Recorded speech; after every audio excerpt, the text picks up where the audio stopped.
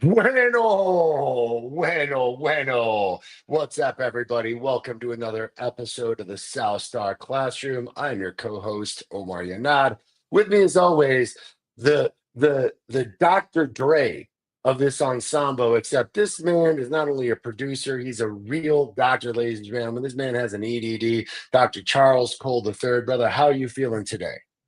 I'm good, man. I'm excited about today's topic. I know our guy David will be here soon, but I think it's gonna be a really good conversation. I think, especially with where the conversation was going the last few weeks. I just think this is a good succession of shows, in my opinion.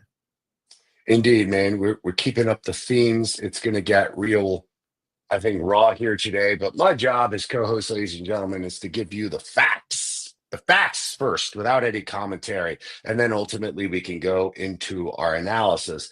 But before all of that, because we love our Jubilee, and Jubilee would demand to know: are we taking care of our emotional needs in 30 seconds or less? How you doing, brother?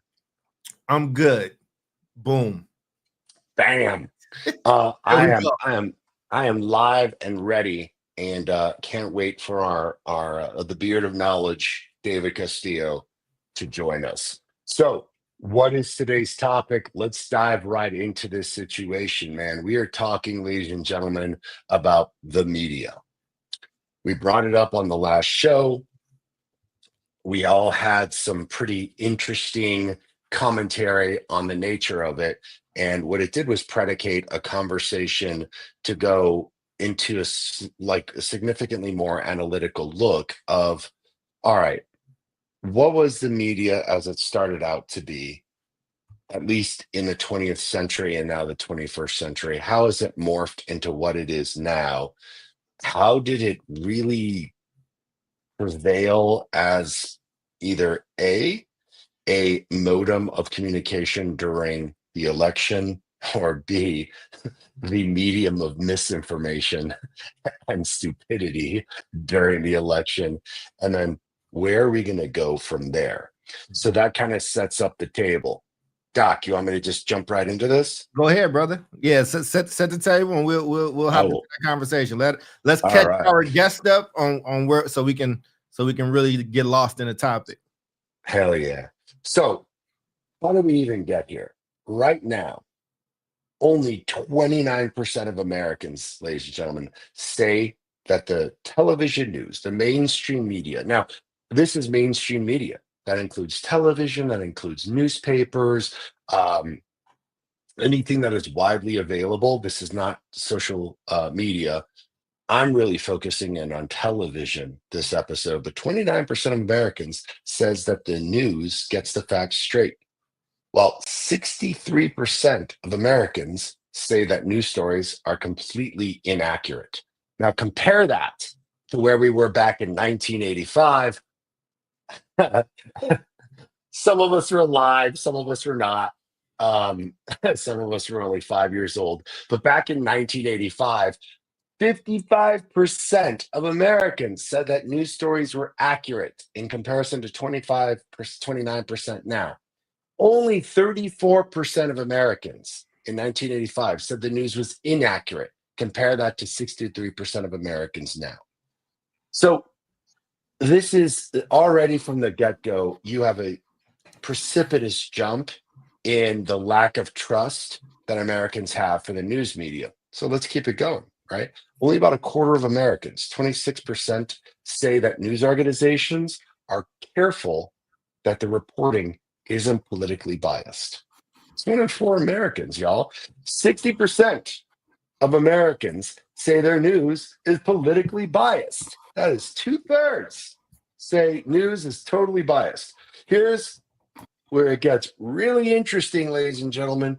A third of adults under the age of 30, you're talking about 18 to 29-year-olds, a third get their news only from influencers and social media. That's it. No No New York Times, no Boston Globe, no Washington Post, no CNN, no NPR, no Al Jazeera, just straight up influencers, a third.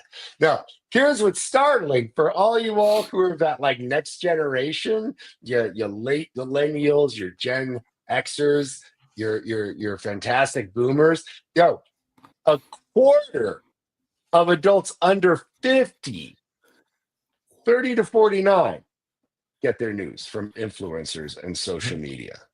So, like, just from the get go, I've got more fact stock, but I just kind of want to pause, just take a hot take from what you think about all this, and then I'll kind of go into the rest of the facts and where the show's going. Yeah. Hey, the beard of knowledge, man. What's up, brother? What's going on? How you doing, David? Before I jump into answering that first question. Yeah, good afternoon. I'm doing good. Let's keep it going. Cool. I think for me, you said, what do I think about those numbers? I mean, I think that's where we are. I don't think, you name some institutions that used to be institutions that people just don't trust anymore. And I think they don't trust it for good reason. Now, that's not to say that there isn't a lot of misinformation / disinformation. I just, those are two different things apparently, but yeah, man, here's the thing. Like when you have major media in the way you do, they have to get advertising.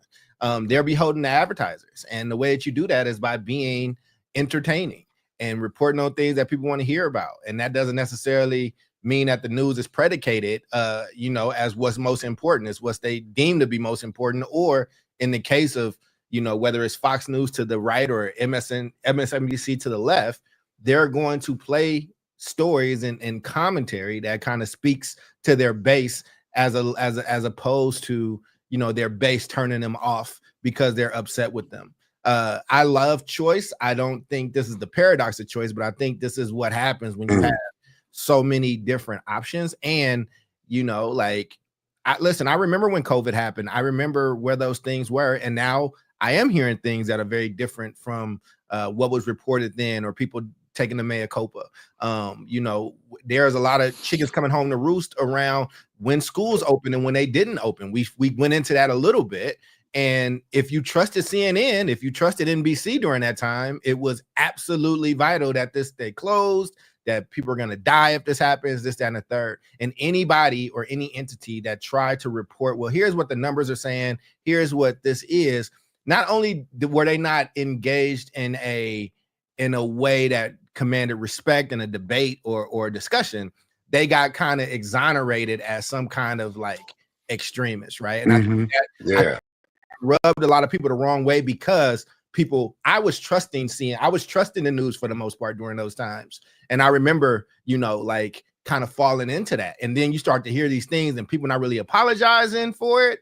They're kind of dancing around it. It's like, well, maybe there are some influencers online that I trust a little bit more than you. As somebody who was a part of 8 Black Hands and this show, there are people that trust our opinions on education more than the convenient or traditional education news route. Straight up, man. That's why we exist. And that's why. So that's the end of my long-winded answer. But that's a good ass long-winded answer. I do have two. I want to introduce nuance to it, specifically for you, which is one: if it rubbed you the wrong way, did you hire Johnny Gill to rub it the right way? David just shaking his head. You're a DJ. You should know these things. I hope this clip makes it to the great, incomparable Johnny Gill, and he feels the love. Because damn it, Johnny, you could sing your ass off, man, and you deserve love. Hey, man. The man was part of New Edition. Give the man some respect. And having to join it late, you know what I'm saying? I know you went through a lot, but we have let's throw it to our resident DJ. And I'll throw it to David with this question, David. If the bases on the left and the bases on the right are being taken care of by Fox News and MSNBC, who is taking care of Ace of Base? Yeah, jeez, man. Yeah, right? He just going for it today. Yeah, he's going down his concert Rolodex. I think it's a good question. I mean, I think the just backing up though to the overall, like the things that I see emerging based on what you shared already, Omar, it's very clear that we have there's an erosion of trust, right? That's pretty much universal. More Super people duper. reporting now than whatever it was 30 years ago, or even 40 years ago, that they trust media. The other thing is, as the trust has gone down, there's also an increased sense that news and media are biased, right? And we know that they are. The actual information, like if there's a news story, that's there's a pretty good set of facts surrounding a particular incident, not maybe about why it's happening, but what's happening, right? And then the news gets filtered, depending on how you consume it. It gets filtered to, support any kind of narrative that people might be pushing, maybe not even because of a political allegiance, but, it really comes down to like views, how many people are watching, advertisement revenues. It's got me thinking about this, this fight that happened last weekend, and just the monstrosity of the Jake Paul and Mike Tyson fight, where I had to explain to my son, I was like, there's real boxing happening here. Like there's going to be one or two real fights, and everything else is just exhibition. It's fluff. It's not real. And I think it's confusing for people when they put those two things together. Much like, it's almost like, it's hard to actually, believe like what's real or not. There was clearly not a real fight, but the fight between the two women and the two other boxers, incredible, were unbelievable, outrageously good, man. You're actually looking at something that's like pure. It is what it is. It is what you're seeing, and then you're seeing something else that is like, whatever, totally rehearsed. So, anyways, there's that, and then I think the other thing that you alluded to, it's frightening to think that more people and more younger people are getting their news from influencers. Like the influencers they're not even like reporters. They're just like and the term influencer is so loose. It literally means somebody that has some kind of influence for some random reason, right? Indeed. Yeah. So, I mean, those are my quick takeaways. Yeah. And I got to tell you, the doc of you, it's if you had a crystal ball knowing exactly what I was about to talk about next. Just teed me up perfectly into this transition, which is, all right, fam, for those of you who remember news on NBC, CBS, and ABC way back in the day when we only had 3 channels, or a few channels. How did we get from that news that was so reliable in 1985 into this state we're at, where an effing influencer is giving you news? And I'll throw a caveat into that, because I think it's really important that some people understand some of the steps that CNN, New York Times, MSNBC have to take in order to report a story, but then a caveat to that. So let's get into it. How did we get here? All right.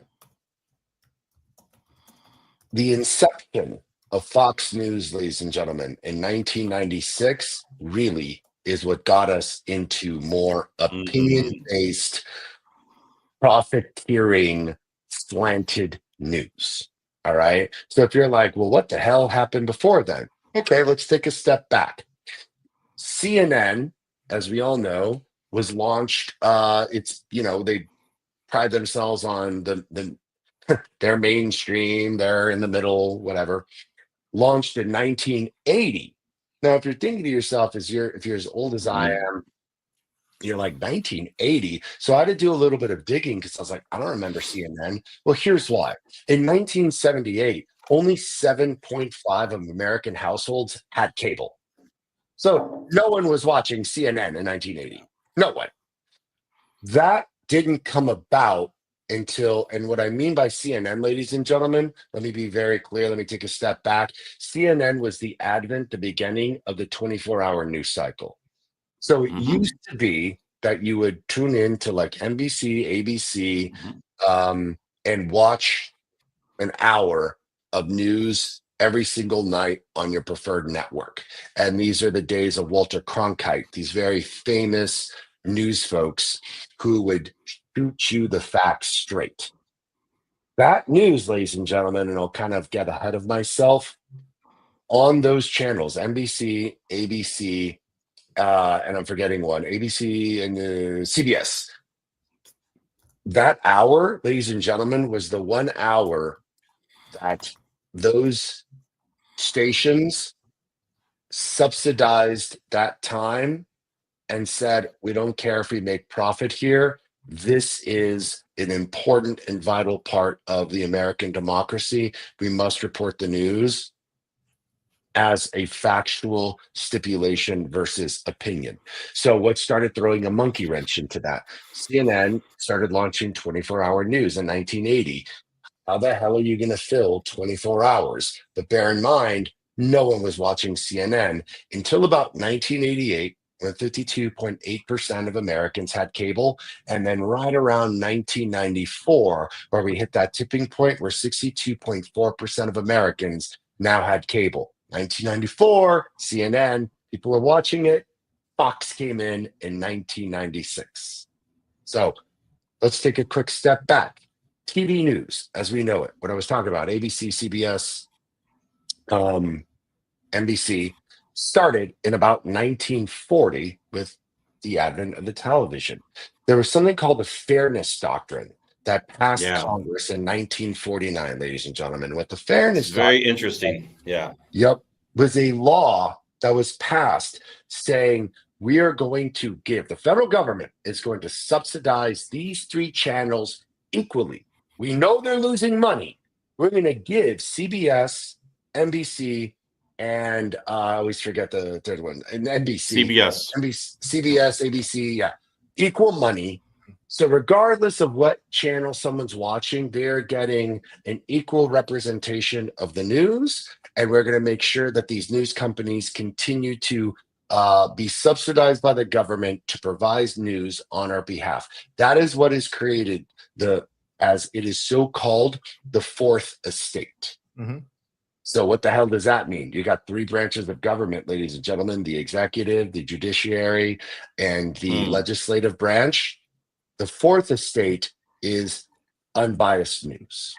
That is where that moniker, the fourth estate, came from. So if you're wondering, why the hell is news called the fourth estate? That is why. Now, if you could take a wild guess, who decided to throw a monkey wrench in keeping unbiased news alive? He's your favorite. He's our favorite. He's someone I deeply enjoy ridiculing immensely because the Republican Party loves to Jesusify this guy. In 1987, ladies and gentlemen, Ronald Reagan with a committee destroyed the Fairness Doctrine, thus allowing for the advent of for-profit news and the inception of Fox News, which is something that even the Nixon White House was interested in starting, because a guy named Rupert, was it Rupert Murdoch? No, Rupert Murdoch is Fox, and Ted Turner is CNN and TNT. Yeah, Rupert Murdoch decided to think about, guess during whose administration?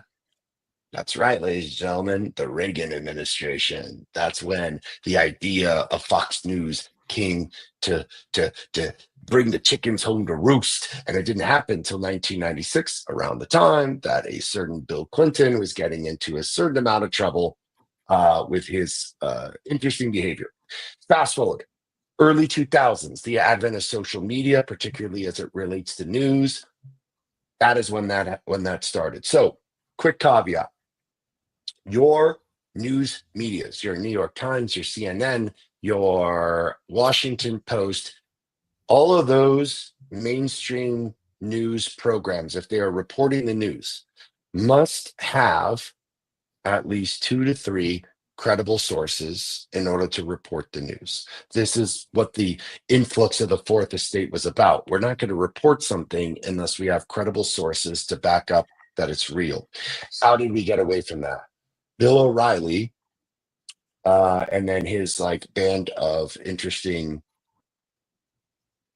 disciples, let's just say, including Sean Hannity, and including what was the name of that weird puffed up guy who looks like he just got off of a boat party?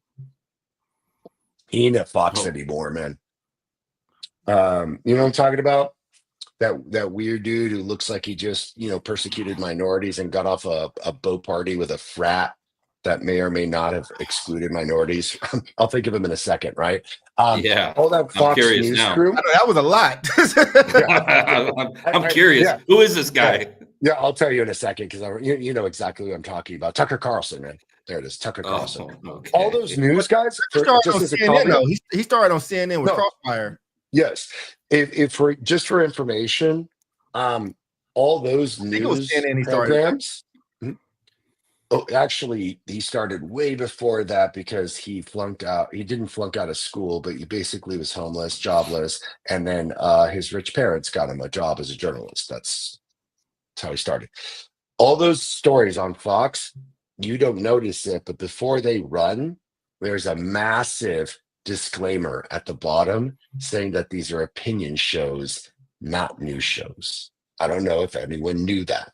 So those caveats now exist for stories on or shows on MSNBC, on CNN, and Fox. That is how they get away from these are credible sources. These news stories have been verified. So that is how the mainstream media has had their way of getting away from the credible sources. And that is how Fox has turned into an opinion channel and not a news channel. So that is It's a like lot of professional. setting It's the like table. professional wrestling, man. You know. Yeah, that's exactly what it is. Yeah, it's the professional wrestling and news. So Yeah. I have set it the was table. CNN though, because that's how him and Jon Stewart, because both of those are under Turner. So that's how they had that infamous moment Mhm.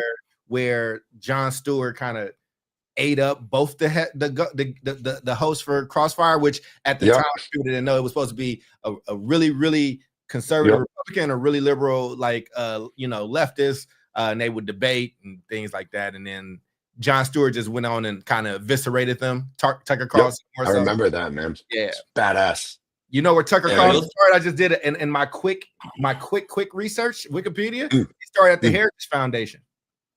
There it There is. you go. He was a fact checker There for it is. the Heritage Foundation. Project Yeah, with- 2025, right? Ironic that the Heritage Foundation would have a fact checker. Yeah. The Heritage Foundation, ladies and gentlemen, is a far, far, far, far right wing think tank that produces far, far, far, far right wing political ideologies. Follow the money, people. Follow the money. That's where the money leads. So that is setting the table, ladies and gentlemen. That means that, like, as far as I'm concerned, like, the fourth estate is protected under the Constitution, the freedom of the press. But given all this information, what do these facts suggest about the future of the so-called fourth estate? I'll yield to David. I'll go after him because I Yeah. can pull up something. I think so. Yeah, I definitely have a response to that. Great question. One. I mean, you could have brought up a number of different additional pieces of information about kind of what's happened since the 80s to today. But one important piece, which I think we should not leave out, because he definitely laid the groundwork for conservative right wing media, was Rush Limbaugh, right? Mhm. Rush Limbaugh. So he was also, he started in the 80s also, and he was definitely, I mean, he was the radio dude, right? He spawned like pretty much the modern day conservative media podcast radio shows. And he you could probably draw a very clear through line between Rush and him starting his show and where we are today with Donald Trump as president. But your question man, that was is brilliant. And then Rush got his start on. Did he get a start on the radio and then television? Absolutely radio. He's an absolute radio guy. He didn't have a good TV face. Yeah, I started in radio too. I started in AM radio with a talk show for like 4 or 5 years, and like, but Rush is like when you look at that stuff, and regardless of how you feel about left, right, whatever, there are some people from that era where you're like, oh, those are the people, like that kind of showed you how to take that on. All this sports talk stuff is basically sports radio. Yep. I think so the disclaimers that you were talking about, Omar, on Phone News Network are, I mean, I'm assuming that's just to protect them from like defamation or like lawsuits 100%, and stuff. But 100%. I think the point is like the genie is out of the bottle, right? We're not going to get the genie back in. Media is it's not just becoming. I would say it's becoming like, I don't know if democratized is the right word, but it's definitely getting to the point where it's I think they call it the legacy media, right? It's kind of it's going to have a legacy, but I don't know how much longer it's going to be around for, because now with the power of the camera or a WordPress or a podcast or whatever it is, like anybody can create media. So I think it is what it is. I think we can't control that. I think it's probably not. The danger of having the government control or regulate or moderate content is also dangerous, because we live in a political system, right? And so it can be whoever's in power is going to obviously regulate, moderate, censor things to their benefit. That's just the reality of it. The extreme would be, I got to visit in the mid 1990s. Cuba. We spent about 3 months down there. And they, at that time, Fidel Castro was on the radio, on the TV every day for like 5 hours, just run, baby, yapping, right? And that's the other extreme, where you're only going to get information from one place and from this one guy, right? And now here we are with, just all kinds of new avenues of social media, and you basically, it's going to become contingent, and it's going to really depend on the individual's ability to be literate around these things, right? To kind of sift through like what's fake, what's sensationalism, and then what's real hard news. And those are things that it's not a natural skill for people to have. It's like, it's almost like reading, right? You don't learn to read magically. There's a process to it. And so I think, this thing that we talk about, which is happening in some schools and some colleges around like media literacy, is going to become a really critical skill, because unfortunately, the volume of news that's out there is just going to continue to grow. It's going to continue to get more divisive, more crazy. And people need to have a process to like filter it, right? I actually believed this JD Vance story about the couch for about a week.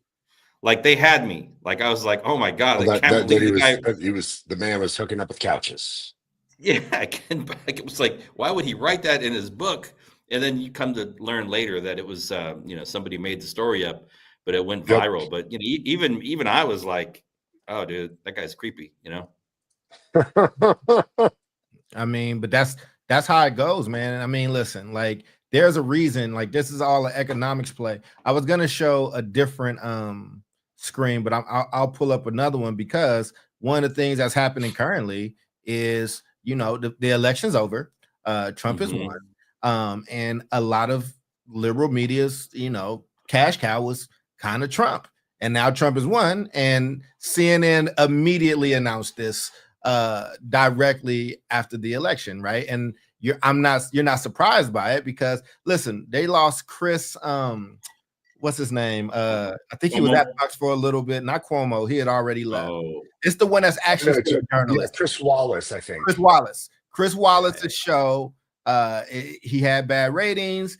He didn't want to stay with the company. They kind of mutually parted ways. And you know what he's going to do? At 77 years old, he's going into podcast land. He's going on. He's going to take his chances online. And I think Christopher Wallace is a really interesting case study because Chris is actually a journalist. And I think part of this conversation, there's a difference between journalists and columnists. Like columnists and columnizing is like, that is when you have been a journalist for a long time. And it's almost, for the education, people think of it as the principal or whatever. You get different, you're the special teacher. You get to do what you want. You can, let's say if David is a beat writer and I'm a beat writer, but Omar has been the top journalist forever, he gets promoted to a columnist, meaning he can say and talk about whatever he wants. And it used to be worn with this badge of honor. But now everybody is just columnists, right? Like that's why Fox has to say it. And again, Fox may have been a big linchpin in starting it, and we might be coming around later on this, but I don't halfway trust CNN and MSNBC's reporting either. And I think that, like, when you look at that, it's like, yo, CNN maybe most vocally tries to kind of be in the middle, like, because they always get heat at least once a year because they have to hire, somebody that's like conservative. The same with Fox. Fox has their liberal people over there because you need it to make the shows work. But it's all entertainment. It's all ad revenue, right? It's all, how do you get to this place? And I think it's already been cooked. Like, where do you go for your news? And that's what I was saying. I'll show you where I go to mine. I'll pull it up. Let me, I'm working to not be as long-winded, and it's going to be tough for me.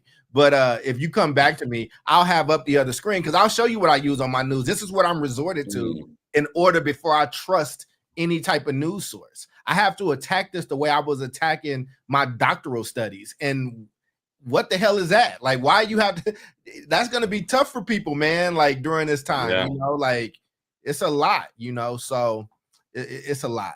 It's a lot. Let me pull it up while y'all keep talking.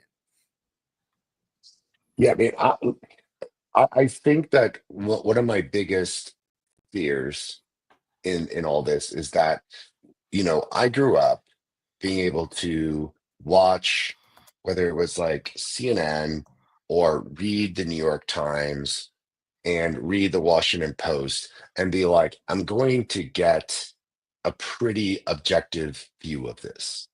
And then what ultimately happened is that, like, the Times got a bit slanted, the Post got a bit slanted, and then it was like, let me go to NPR.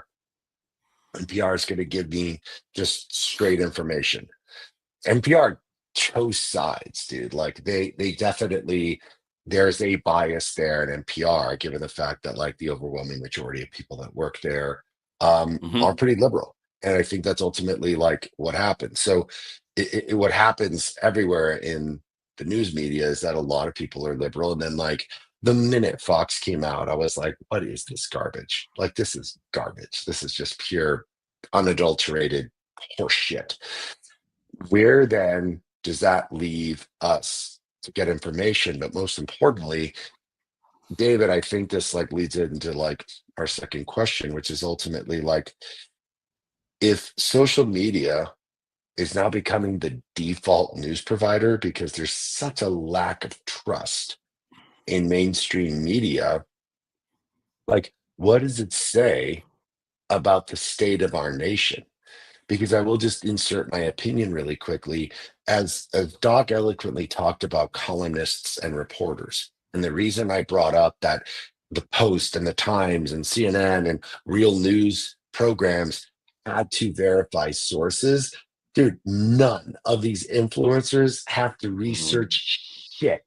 And most of the time, they're giving uneducated, insipid, totally off the wall hot takes, because those influencers, much like Logan Paul, much like Jake Paul, are a bunch of, like, I don't know, like, media sluts. They have no care for the information or the things that they're putting out into the world. They only care about money. They only care about views. They're not doing a public service.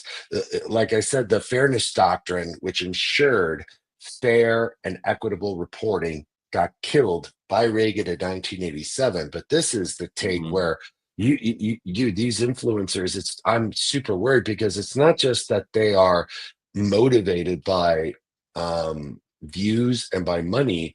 Like, fucking, they don't know shit they're so far off the path of like understanding what journalism is or having a remote level of education to give them a sense of credibility. And yet, more than a third, David, of 18 to 29-year-olds getting your news from them, and a quarter of 30 to 49-year-olds are getting their news from them.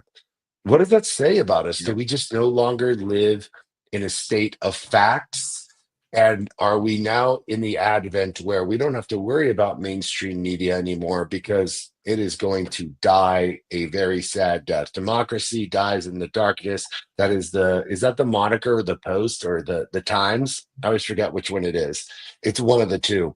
I'm like, no, man, you killed your own democratic ability to report the news correctly. So rest in peace, New York Times. Rest in peace, Washington Post. Not saying it's y'all's fault, but I kind of wish that you hadn't gotten as slanted as you did.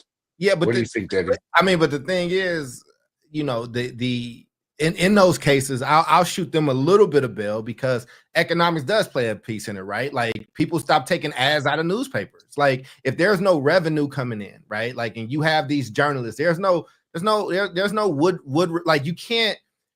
Who is the superstar journalist that we know in our generation right now, right? You can't keep those guys. You can't pay those guys. They have to get a Substack, or they have to have a show. They have to kind of make that turn. We were cooked. The moment we were cooked was when I trusted Jon Stewart more than I trusted any other news source. When I trusted something that was built to be comedy over what was actually news, whether it be Fox, CNN, or MSNBC, I think that was the problem. I think the other part for me, you know, I used to be on AM radio, and the strategy that you're seeing in news, it was directly taken from sports radio. I don't know if any of y'all listen to sports radio. Sports radio is and has always been wild. Like Rush Limbaugh is like, it is sports radio. Keith Olbermann actually came from sports. Keith Olbermann, from ESPN and became a political commentator. And then now you start finding out Keith Olbermann was just lying about a whole bunch of stuff or inserting his opinions, right? Like, so again, a lot of these guys, I mean, look at what Stephen A. Smith is doing and the pivot he's making, because he knows that even though he's huge at ESPN and Disney, he's built right alongside of it an online entity that's going to give him leverage to like get the real bag from them, right? So again, there's economics that are at play here, but like you said, it can go back to the 80s and Reagan and the breaking of that moment, because like David, you said it, the toothpaste is out the tube. You can't put that shit back in. People now, you can want to be the best journalist of all time, but you won't be able to survive. You won't be able to live if you don't have that extra spark or cycle or that group that only listens to you and will follow you wherever you go. You have to have a mob of fans to survive. You're muted. I mean, you're muted. I'm muted. No, I was just saying, quick interjection. Or you got Jeff Bezos that buys the Washington Post, who's a multi-billionaire, and it's like, bro, you still got to worry about the Post making a ton of money when you're subsidized by Amazon. He did, I give him credit, was one of very few newspapers that did not endorse a candidate, but like too little too late. Yeah. I mean, I think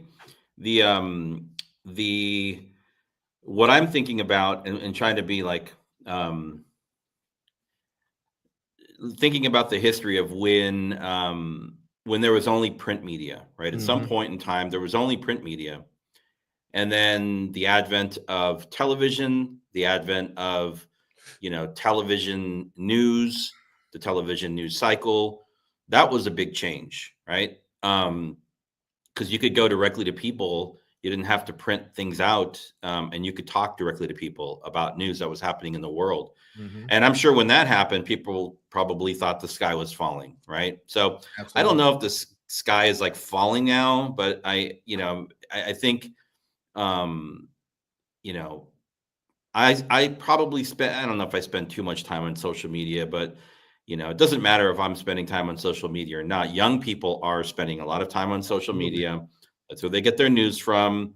And the challenge with that is that, much like anything else, if you go to a particular, barbershop or a bar or a cafe or whatever, hanging around your people, right, you're kind of in an echo chamber, and you get the same thing Absolutely. when you're on social media, right? It social media operates off of, you know, views and engagement, and it's a self-fulfilling prophecy, right? It will deliver the content that it believes you want to engage with. And so I think that's, you know, one of my big concerns just around how the algorithms can be manipulated. And they are manipulating people. They manipulate the way that we think. I don't think that's very unnatural, right? You want to sit down and read 5 different articles and kind of debate and compare and contrast. That's probably good exercise. But when you're getting these little like blasts of headlines or these little like 5-second clips, you know, that you get now, even with big news stories, it has a very different impact on the chemistry of the brain than, you know, watching Walter Cronkite or, you know, reading the Times or the Tribune, or even watching a full, you know, 3-minute segment on YouTube from a local media station. That's where my alarm bells go off, just around, you know, how it's actually changing, not just what we think, but how we think. Yeah, I think my grandmother loved, I don't know if Ed Bradley played in your house, but my grandmother was in love with Ed Bradley, and she trusted that man to the ends and depths. But that's how it was with like news, right? It was like you trusted your local news people, and then there were like the few people, the Cronkites, Ed Bradley. You probably had your person, Connie Chung. You trusted those people to deliver some news, and I'm a Ted Koppel man. Ted Koppel, there you go, right? But these are people that, and some people were the brother that Chris Wallace. Some people, like, you know, he represents, you know, a breed. Like, I didn't find out towards the ends of his career where he actually stood politically. And I'm like, if you think back, I'm like, I actually don't know where Tom Brokaw. I mean, he's liberal now, but like at the time, there wasn't as much of a divide around what you believed in. Remember, I'm an 80s baby. When I was born, when I was coming up, people that are young, that are under 35, listen to me and hear me well. We just got back to a time where people are openly discussing their political beliefs. Like when I was a kid, it was rude or improper to discuss your political beliefs. Like, I think it was like a thing. I just remember that being a thing. You're a little older than me, just a little bit there, David. But if you could put some color to that, that might be a little helpful. You know, me and I don't know how much you remember that, but I just remember that being a thing.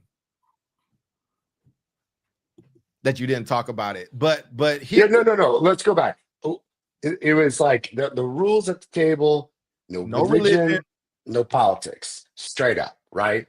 And everyone watched the news and took it as factual and moved into this direction. And this is where, like, David, like you said it so eloquently, and this is what worries me, is like, first off, everyone just wants to put their personalities into politics. Well, I'm a blue person. Well, I'm a red person. Well, I believe in this. And it's like, what happened to just having a personality? Like, I was literally just talking to 2 of the best people I know in the world, and they were laughing because they were like, it's a house divided, Omar. I voted for Kamala and he voted for Trump. Couple years back, I remember everyone's like, what the hell? Like, we're getting a divorce.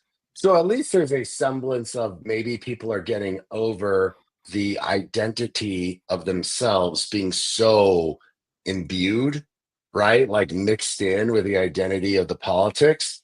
But therein lies my fear, because David, you were talking about this is a whole new ball of yarn. Now, look, real quick, newspapers were biased as shit. All right, Thomas Jefferson was paying off newspapers to spread insane amounts of like slanderous comments on shit in there, and yeah, they were calling each other way back. They would one would call the other one a lady, which was like fighting words. Then like it led to like a duel. Like it was fighting. Yeah, and Hamilton died as a result, man. Hearst, as in Hearst Castle, as in Citizen Kane, like that was in yellow journalism. The idea that like you were using print media to send very slanderous opinions.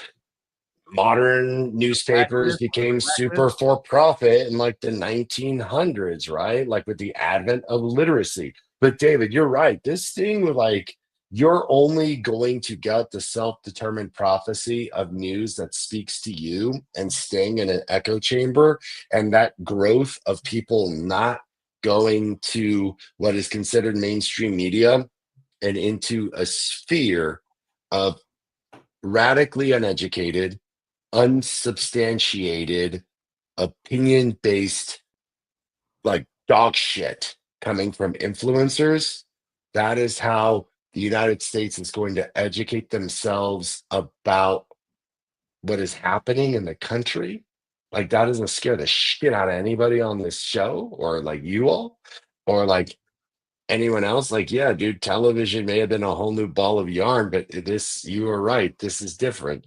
Like, and you're right, Doc, I wrote a whole paper talking about I think satirical news is going to become the only trustworthy news outlet soon. And I was laughed out of the room, like laughed out of the room when I was talking about that paper. And I was like, I wasn't saying mock my words. I was like, I'm seeing a trend going on here. And your Colbert's, your Jon Stewart's, now your John Oliver's, your Onions. I'm like, even the Onion, which by the way bought InfoWars. I don't know if y'all saw that. Oh, yeah. Actually, because InfoWars, I thought they were done, and then he was back on yesterday. So I don't know if he got another studio or what, but I do know that they won the bid. They won the at the bankruptcy court. But like this all poses the question of like, yeah, to Toya, to Bill, to David, to Doc, what do we do now? Well, if this is what's happening, what the hell do we do now? Here's how I look at my news, and I'm not gonna spend too much time on them because they're not paying for this. But I use Ground News, and I pay for it because it's worth it to me. But what it does is it's exactly what we're talking about. It shows if you go into this article, it's letting you know what the layout is. Like, okay, this is a center. You know, they have a bias comparison. Like they have an algorithm, and then you can kind of see what people on the left talked about, what people on the right, which distribution, what corporations are tied to the conversation, what their factuality is, right? Like, so 83%, of the sources are high factually, and like 9% of this is independent news. Like that is what we have been relegated to. They took 122 articles to basically comb through, see what was true, and give you that.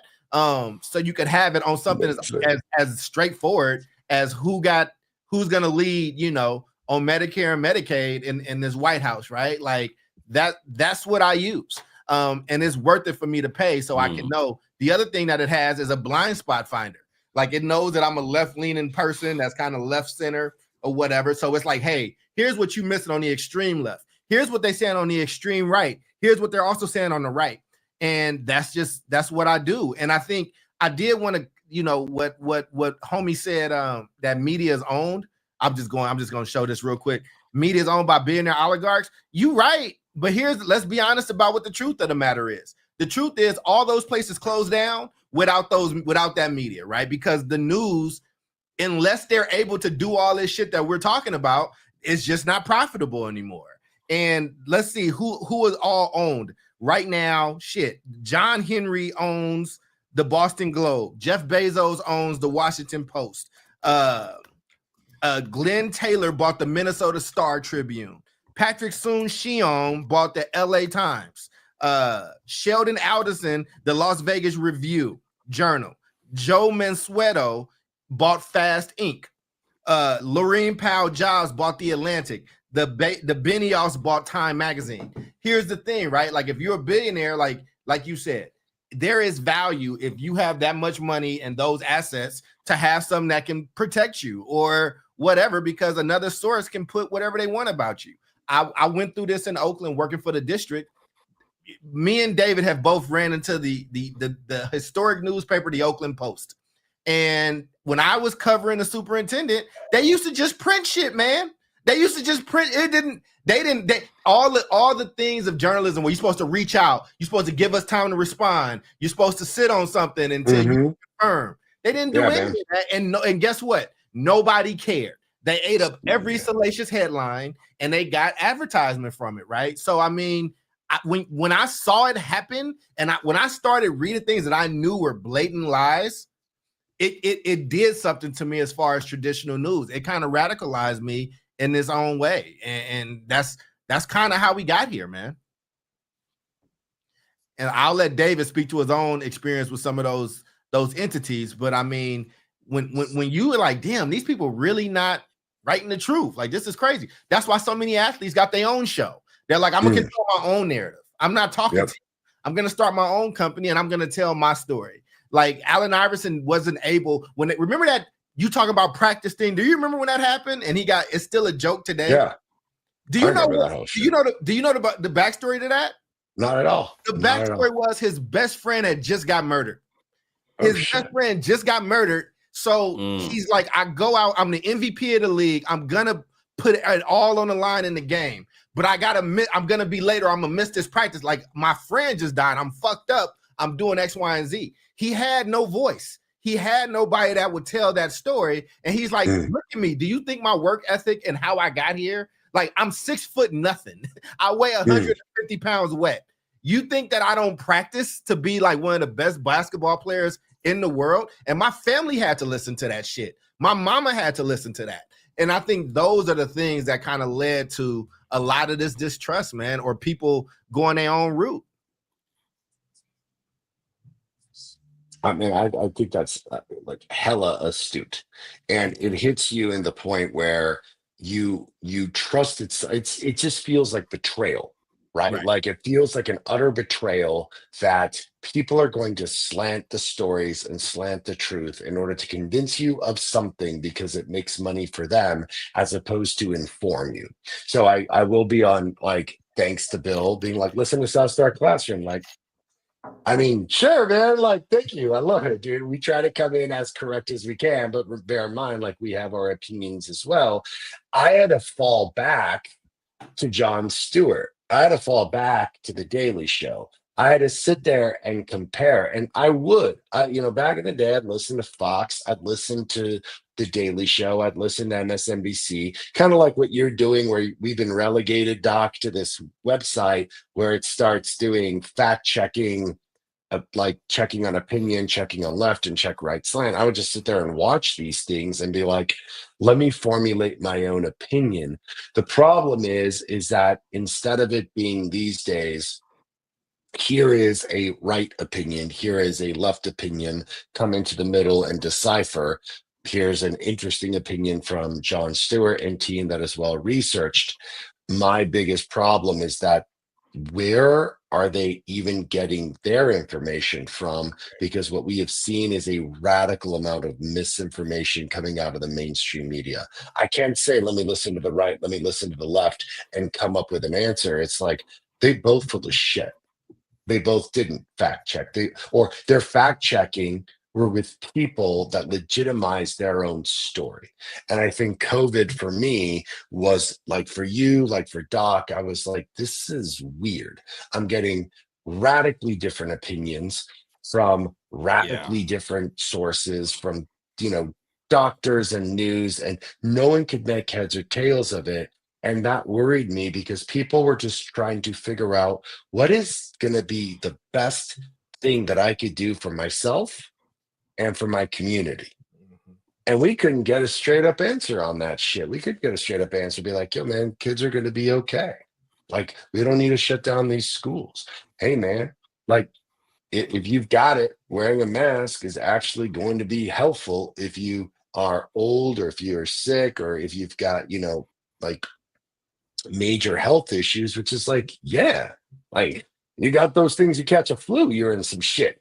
But like, we couldn't get anything straight. So I'm in a point of confusion where, other than doing what Doc says, which is using this website, I'm like sticking to John Oliver, I'm sticking to Bill Maher, and I have now slung into a interesting chasm where the overwhelming majority of news I get is coming from basically comedians.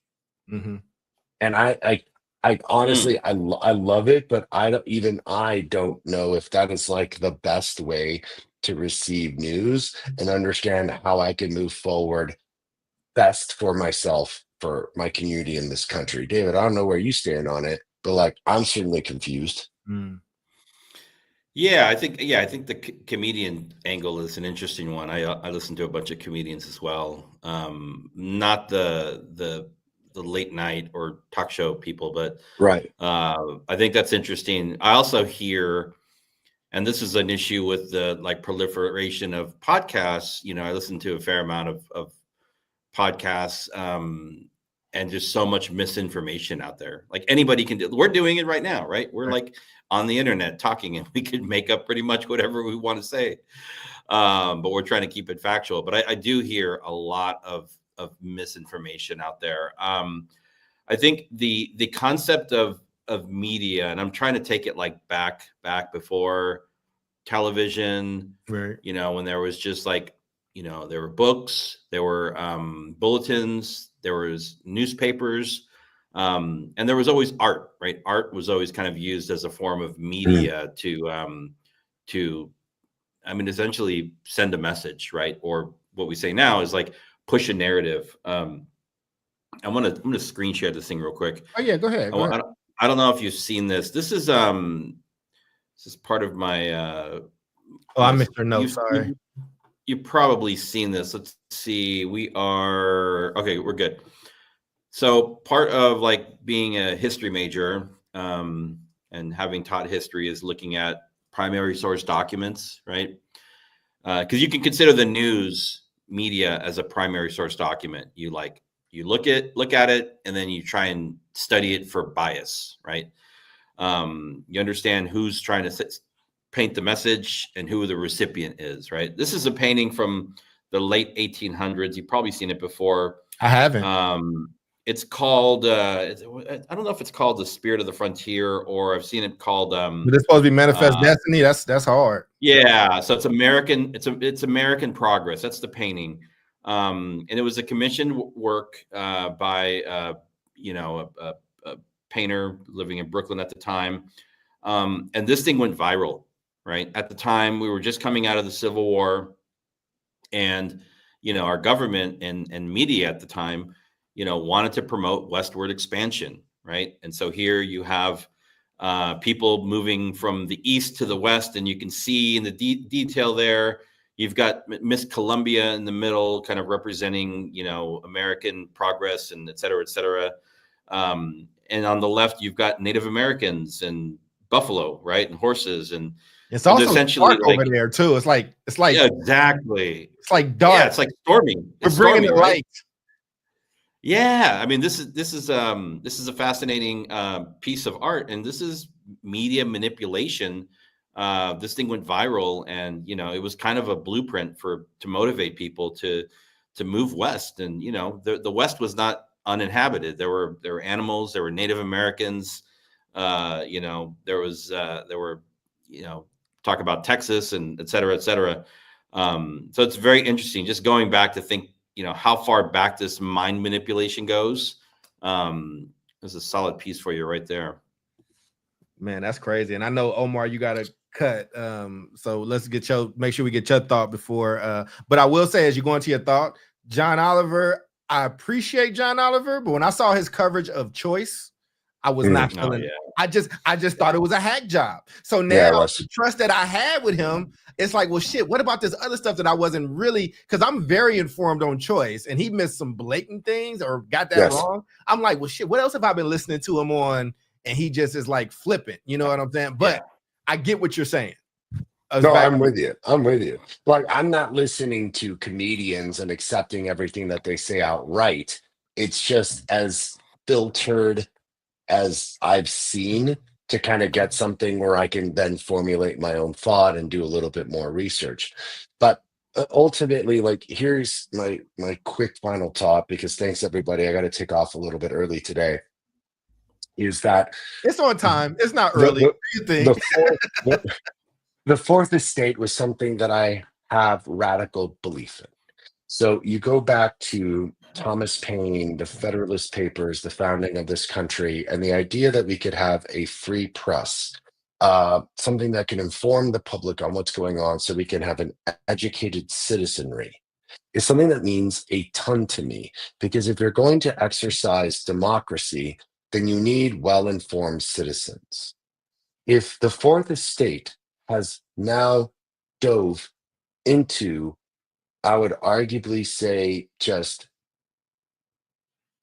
parsimonious, greedy ass, money sucking, advertising, shithole depths of complete faceless wantonness of just, can I get more money and can I get more viewers, then you will see the trends of distrust rise and rise and rise. Along with that, you'll see social media influencers who I have no respect for whatsoever, period, least of all in terms of educating the public as to what's going on in the world and in news, skyrocket in their viewership. When you have the dissolving nature of one of the most important facets of democracy, I'm with Bill on this one. You start running the risk of just inherent fascism, because now the people don't know what to believe. So they will believe what makes sense to them, what perpetuates their own beliefs, what won't spark critical thought. And the most, going back to what Doc said of, we don't talk politics and we don't talk religion at the table. I want a country where we stop basing our fucking identities on politics and religion, and we start getting down to the facts that as humans, we have so much more in common with one another, especially if we're working class, middle class, even upper middle class, with the rich elites that will never understand what our life is like.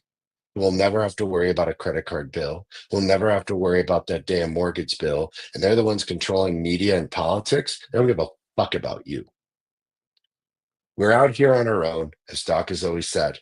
And if we don't devise a way of understanding how we're going to recapitulate the fourth estate, educate ourselves so that we can be an educated democracy, democracy will be not only absolutely ruined, but we will fall absolutely into a fascist state where it's just survival of the fittest. And we didn't start America to have all of that crumble after 250 years of painstaking growth, all to have it crumble because CNN needs to make a buck and some influencer needs to get a like. Yeah, man. So I on mean, that note, you always leave on what could have been the full show around this religion and democracy thing. One, I don't think you're ever gonna get. I mean, religion is part of people's, like, my grandmama believes in heaven and hell. Like, you know what I'm saying? Before, like, you know, most of that. She didn't have to impose that on others. But what I'm saying is, and politics has become religion for so many other people. And this is why you didn't debate those things, right? Because people believe what they believe. And it's you know, listen, I got a lot of smoke for the 70s and 80s and people like that, but I'm like, well, damn, maybe they was onto something with limiting this talk around religion and politics, man. But we'll see you on the next one, man. David, what about you, man? Any final thoughts? Get you guys up out of here. Omar, you put together an incredible topic. Anytime we run out of time on something, it's huge. You muted too, David. But yeah, I know you just got a dip, so making sure. I love it, yeah. man. Thanks, y'all. Have a wonderful week. All right. See y'all soon. Always. Take care, Omar. Yeah, I definitely reflecting on something that I said earlier, and I want to change or modify my position on, the fact that the media is now in the hands of the people. It's democratized. It's everywhere, right? You can consume it however you want, whenever you want, how much, how little. Because it's really not. I mean, it's still controlled by. It's gone from being controlled by those that controlled legacy media to those that now control, social media. And so, like, I don't think Trump gets elected without a Joe Rogan. I don't think Trump gets elected without an Elon Musk, right? You have to consider in Donald Trump's acceptance speech, he gave a shout out to the Nelk Boys for their support on their Full Send podcast. Right, I don't think that's ever happened before. So I think times are definitely changing. I don't, I think people are free to consume what they, like I said, what they want to consume, how much, what kind, where they get it from. But ultimately, there are gatekeepers. There are people that, control how algorithms work, control how things get throttled and not throttled, right? All these new terms, this new way of thinking about how media can be manipulated and used to manipulate us. So interesting show. Yeah, I definitely got shadow banned after I did a live with Fred Hampton Jr. And they got you. Yeah. And then it just never was able to, And so I mean, I get it, man. And whether it's the Nelk Boys, whether it's somebody on the left side or whatever, major media, like they made that the reality where people are trusting the Nelk Boys more than they trusting them. When I started trusting Jon Stewart more than I trusted CNN, that was kind of a problem. I wish what I would offer, and my final thought, and I'm scared of this because I don't trust the government, whoever's in there, but there almost should be like a barcode, or there should be something that delineates. This is actually news. This is unbiased, unfeathered news. You don't know what this person's, where they stand on things. It's like, here are just the facts. And because of that, there should be some type of liability around, hey, this is an official news thing. Like you said, things have been democratized. Joe Rogan can do what he wants. I don't hate Joe Rogan. Nelk Boys, Charlemagne and Brilliant Idiots, and like those things. Like, but here's the thing: like, those people have built platforms that bring in more than this linear media joint. Like, and it's like, or again, like, we got to live with the not just the consequences, but also the double standard. I get what Bill was talking about when he said, like, where it's these billionaire oligarchs, but it's also like, well, Washington Post was gonna close. So like, like, what's the plan? Right. Like, we lived in the Bay. Like, every East Bay newspaper shut down for the most part. We saw that. Yep. Shut down. Like, so it's like, like, we had a education beat writer and she was really good for the most part. And like, she had to go build something else alongside because her job just was no longer promised and is not being subsidized. Maybe we stop subsidizing corn and putting corn syrup and everything, and maybe bring back an actual media. But then you're like, well, damn, what if that becomes state-run media? What if Trump, or what if Kamala, or what if the Democratic leader or the Republican leader, what if they only give out these passes or these medallions to the people that they like? You need something that's truly unfettered from power. And that's what that was. But when money comes into play and the lights will close and the lights will go off and you need ad revenue to survive, this is the beast that we've created. Now you got to feed that thing. It was cute when it was a little pup. Now Cujo is grown up, and Cujo will bite you, B. That's right. So with that being said, for Jubilee and for Omar, that's David. I'm Charles. We will see you all next week. Same bat time, same bat station. We love y'all. Peace out. Today's episode of BS3 Network is brought to you by McDonald's. McDonald's is going to McDonald's and creating a universe for longtime fans of both McDonald's and anime. I love sauce on my McNuggets and can't wait to try the savory chili McDonald's sauce. It's savory, chili, and bold. For decades, across various episodes and genres, McDonald's has shown up in the anime world and most commonly called McDonald's. McDonald's will be bringing the McDonald's world to life with episodic shorts and manga comics. For a limited time, anime fans will have the opportunity to experience their favorite fictional restaurant. You have until March 25th to try the new savory chili McDonald's sauce with your 10-piece chicken nuggets.